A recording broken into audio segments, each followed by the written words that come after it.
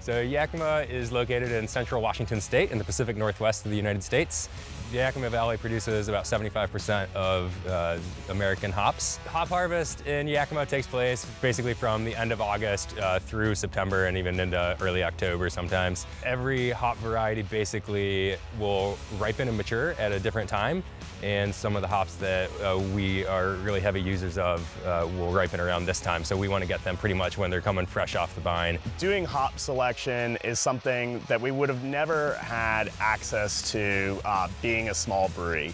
So very few breweries in Australia are purchasing the quantities of hops that are required to come over here and select. So when we've been scaling up, we've not only been scaling up to produce more beer, we've been scaling up to just increase our quality of beer and to be able to invest in technology that we would have never had available to us on the small scale. As we grow the volume of beer, we grow the volume of hops that we're able to come over here and contract here in Yakima, which means we're getting better lots of hops put in front of us. We're working with higher and higher quality farmers every year, which just allows us to really progress the way that we're making beer and to constantly improve on what we're doing.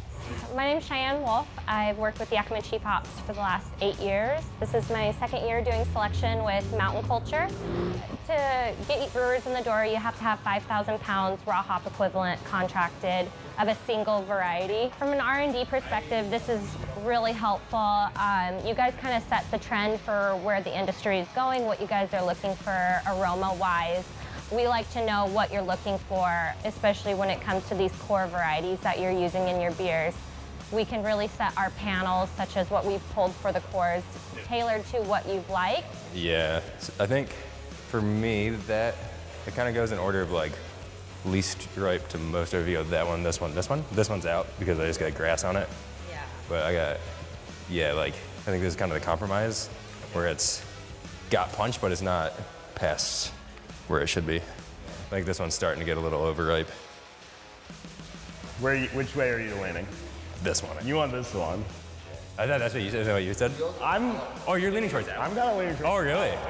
I agree with you that this one's more rounded. Like, I feel like that one's a bit more in your face. Our main focus is the hops that are supporting our core range. We're not only just picking the top quality hops that are on the table, we're really picking hops to make those beers what we want them to be. Citra is probably, you know, the most commonly heard of hop in the craft brewing industry right now.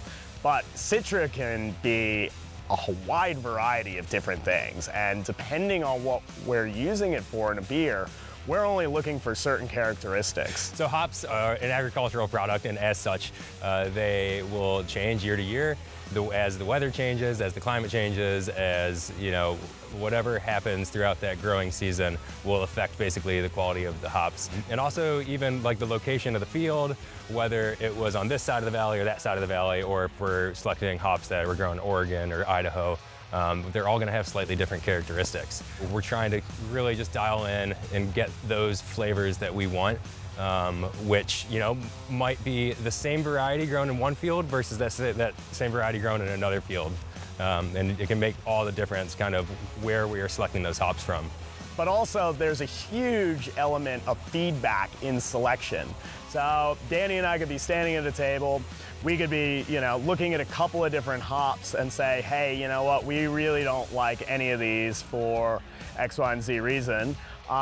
That feedback goes back to the farmer, and you know, that just could be us in one instance, but you know, if there's 10, 15 breweries behind us that all give similar feedback, it allows the farmer to know, like, hey, what's happening in the craft beer industry, what customers are really looking for is changing, and we need to change the way that we do things. So it's really important because this is what keeps the craft beer industry constantly evolving and constantly making cooler and cooler products.